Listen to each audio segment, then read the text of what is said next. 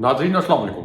बराह रास्त मैं हूँ इब्राहिम राजा और आज हम आपको इमरान खान साहब की रिहाई के मुतल्लिक एक इंतहाई अहम और बड़ी खबर से आगाह करेंगे। इमरान खान साहब की रिहाई के मुतल्लिक अब आला तरीन अदालत से क्या मुसद्दका खबर आई है, इस फैसले के दो नुकात आपको मुख्तसरन बताते हैं। इसी पूरी सिचुएशन में इमरान खान साहब की रिहाई के हवाले से जेल से जो एक नाकाबिले यकीन वीडियो सामने आई है, इस वीडियो में किस किस्म के मनाजिर हैं, ये मनाजिर भी आपको अपनी स्क्रीन पर दिखाते हैं। इसी पूरी सिचुएशन में इमरान खान साहब का जेल के अंदर कौन मददगार निकला और इमरान खान साहब को मदद पहुंचाने वाली ये जो एक ताकतवर शख्सियत थी, ये ताकतवर शख्सियत कौन निकली, इसकी अंदरूनी कहानी भी आपको मुख्तसरन सुनाते हैं। लेकिन सबसे पहले आपको इमरान खान साहब की जेल से आने वाली एक वीडियो के मुतल्लिक आगाह करते हैं। इसी वीडियो के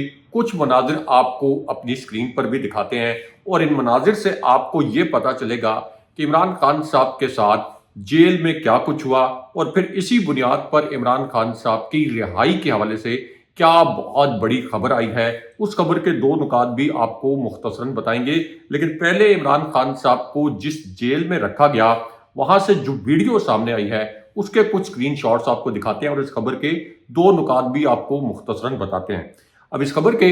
पहले नुक्ते में यह कहा गया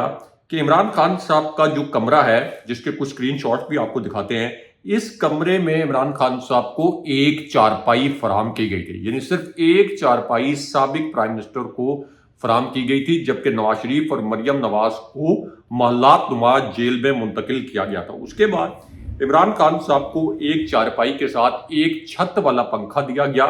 इमरान खान साहब को जाहिर है कि नवाज शरीफ की तरह एसी की सहूलत मैसर नहीं थी। उसके बाद इमरान खान साहब को जो खुराक दी जा रही है,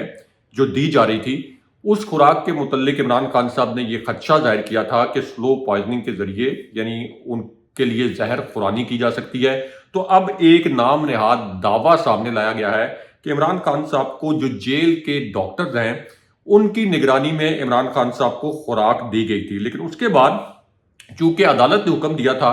कि इमरान खान साहब को साबिक प्राइम मिनिस्टर के तौर पर और जेल कवायद के तौर पर जो उनको सहूलियात मैसर होनी चाहिए, ये हर सूरत में इमरान खान साहब को दी जानी चाहिए। लेकिन अब इस पूरी सिचुएशन में जो वीडियो सामने आई है, जिसके कुछ स्क्रीनशॉट्स भी आपको दिखाते हैं, इससे पता ये चला है कि इमरान खान साहब को जानबूझकर अटक जेल मुंतकिल किया गया था, क्योंकि अटक जेल में सिर्फ सी क्लास मौजूद है, वहां पर ए और बी क्लास मौजूद नहीं है,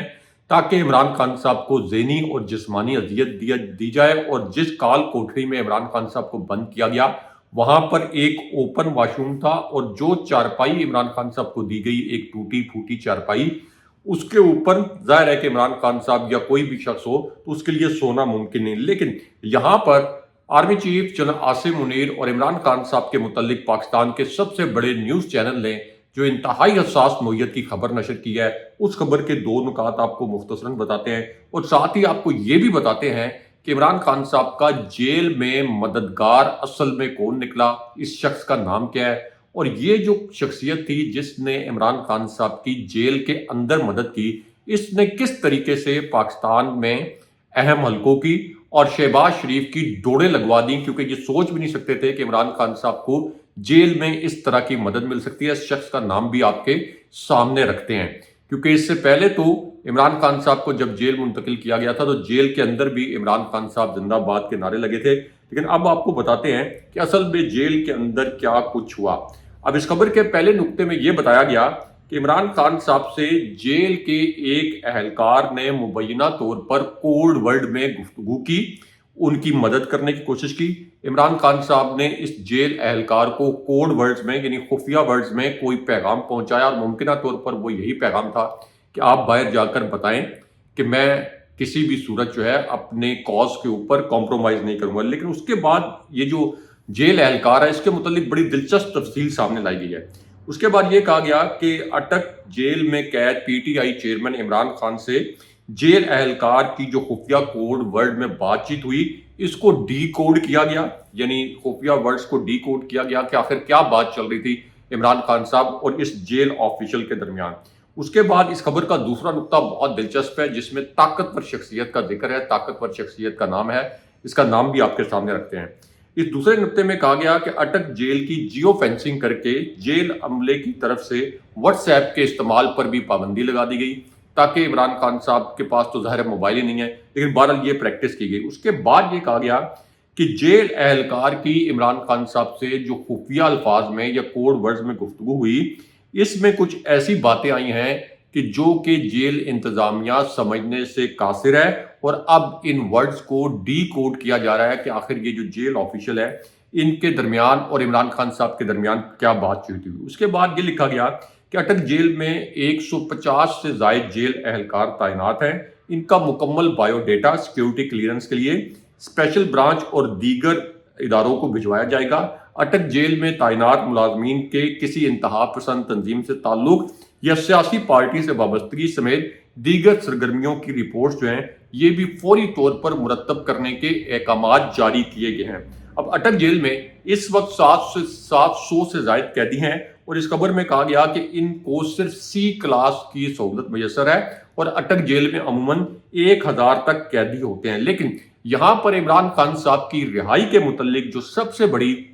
اور سب سے اہم نوعیت کی خبر آئی ہے، اس خبر کے دو نکات آپ کو مختصراً بتاتے ہیں، اور عمران خان صاحب کی جیل سے جو ایک ویڈیو وائرل ہوئی ہے، اس ویڈیو میں کس قسم کے مناظر ہیں وہ مناظر بھی آپ کو اپنی اس کے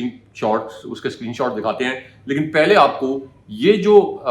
ایک خبر آئی ہے عمران خان صاحب کی رہائی کے متعلق عدالت سے، اس خبر کے 3 نکات آپ کو بتاتے ہیں، کیونکہ یہ خبر ایک ایسی صورتحال میں آئی جب پاکستان کے سب سے بڑے نیوز چینل نے یہ خبر نشر کی ذرائع کے حوالے سے، اور یہ تاثر دیا کہ عمران خان صاحب نے شاید پاکستان کے اہم حلقوں کو ناراض کر دیا، اور اس وجہ سے عمران خان صاحب کو گرفتار کیا گیا۔ دوسری جانب قومی اسمبلی جو ہے وہ تحلیل کر دی گئی ہے، اور اب ایک ملی بھگت سے راجہ ریاض جو کہ نون لیگ کے ٹکٹ پر جنہوں نے الیکشن لڑنا ہے، تو یہ جو کرپٹ حکومت کی جو پورا کرپٹ سیٹ اپ تھا، اب راجہ ریاض کی مدد سے ایک فراڈ پروسیس کے ذریعے نگران وزیر اعظم کا جو نام ہے وہ سامنے لایا گیا۔ لیکن اب اس پوری سچویشن میں عمران خان صاحب کی رہائی کے متعلق جو سب سے اہم خبر آئی ہے، اس خبر کے 2 نکات آپ کو مختصراً بتاتے ہیں۔ اس خبر کے پہلے نقطے میں یہ کہا گیا،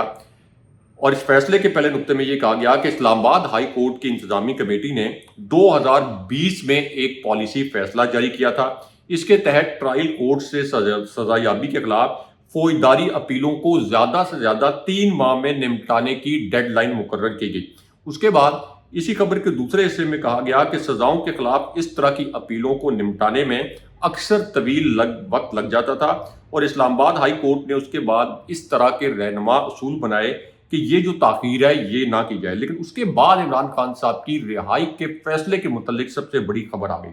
اس خبر میں کہا گیا کہ سیشن ججوں سے بھی کہا گیا تھا کہ اس بات کو یقینی بنایا جائے کہ فوجداری کیسز تیزی سے اور 90 روز کے اندر نمٹائے جائیں۔ اور پھر سب سے بڑی بریکنگ نیوز عمران خان صاحب کی رہائی کے متعلق ایک مصدقہ خبر جو ہے وہ اب آئی ہے۔ اس خبر کے 2 نکات آپ کو مختصراً بتاتے ہیں۔ پاکستان کے سب سے بڑے نیوز چینل پر یہ خبر اب سے کچھ دیر پہلے چلی ہے۔ اس خبر کے پہلے نقطے میں یہ کہا گیا کہ عدلیہ کے اندرونی ذرائع نے ان پالیسی رہنما اصولوں کی روشنی میں یہ کہا ہے کہ تحریک انصاف کے چیئرمین عمران خان صاحب کا جو ضمانت کا فیصلہ ہے ان کو چند ہفتوں میں ضمانت پر رہا کر دیا جائے گا، لیکن توشہ خانہ کیس میں ان کی سزا فوراً ختم نہیں ہو پائے گی۔ اسی ذریعے نے یہ کہا کہ اس طرح کی سزاؤں میں ضمانت کی درخواستیں جلد نمٹا دی جاتی ہیں، سزا بھی معطل ہو جاتی ہے، لیکن جب تک سزا کے خلاف اپیل کا فیصلہ نہیں ہو جاتا سزا آپ یہ کہہ لیں کہ برقرار رہتی ہے، لیکن ضمانت پر رہائی ہو جاتی ہے۔ اس کے بعد لکھا گیا